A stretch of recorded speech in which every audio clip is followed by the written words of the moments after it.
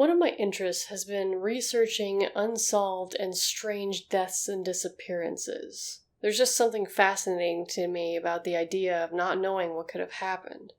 One person's story is something, but what if a whole group of people's death makes no logical sense?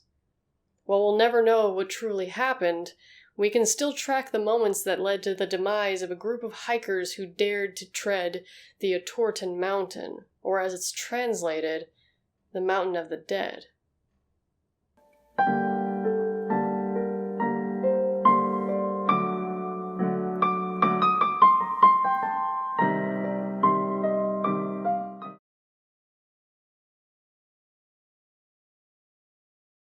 The story takes place in January of 1959, when a group of 9 students decided to take on the Atorton Mountain.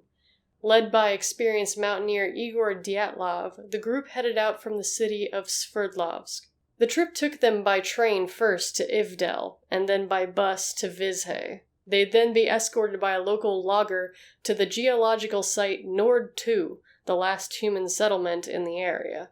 It was January 28th by then, and one of the students, Yudin, was starting to feel unwell.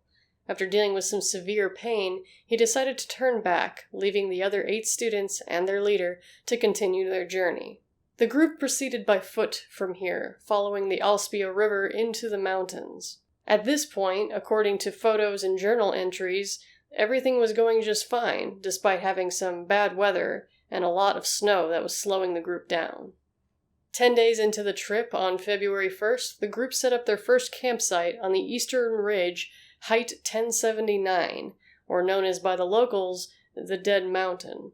What happened to the hikers that night is sort of a lost mystery that's only told in strange discoveries in the snow.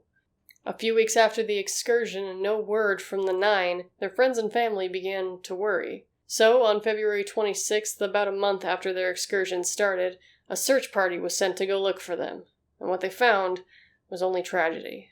The tent was found with a large hole in the side, which looked like it had been torn out from the inside. Footprints led the search party down the slope towards the woods, where they found 2 of the bodies dead in the snow near a makeshift campfire. Another 3 bodies were found at varying distances between the tent and that campfire. Autopsies later discovered that it was hypothermia that took their lives, as they sustained little to no injuries. But we're not done yet, and neither were the search parties. It wasn't until May of 1959 that the other 4 bodies were found at the bottom of a small ravine covered in 9 feet of snow.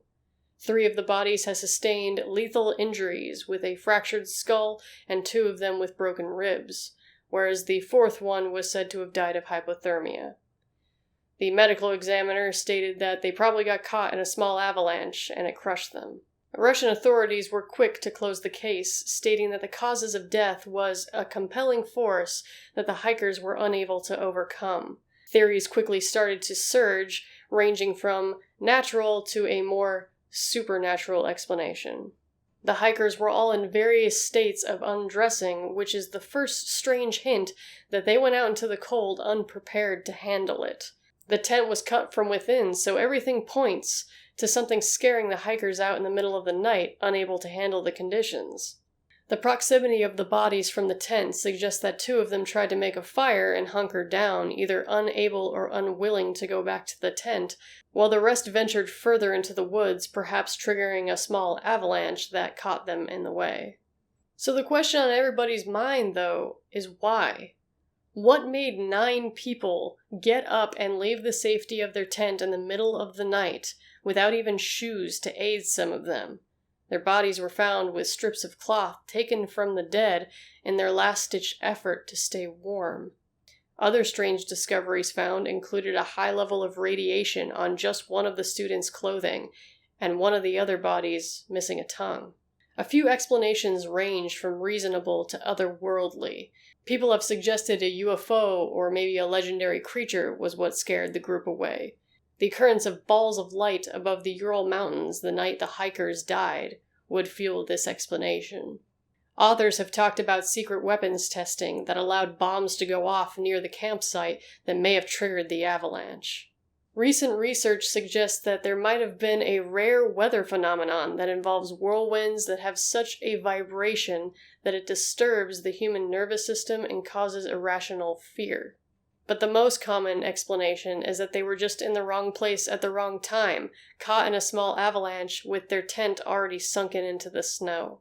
We'll certainly never stop theorizing about what happened because with no survivors, there's no way to know for sure what exactly happened. What caused 9 people to leave the safety of their tent in the middle of the night, knowing full well they couldn't survive the cold in those conditions? Whatever it was, they took to their grave. We haven't let it go yet, though, because Russian authorities just last year reopened the case to rule out that it was some kind of crime and state that it was just an avalanche. But let me know what you think. Thanks for watching. Please consider subscribing for more true crime oddities like this, game with me on Twitch, follow me on Twitter, and as always,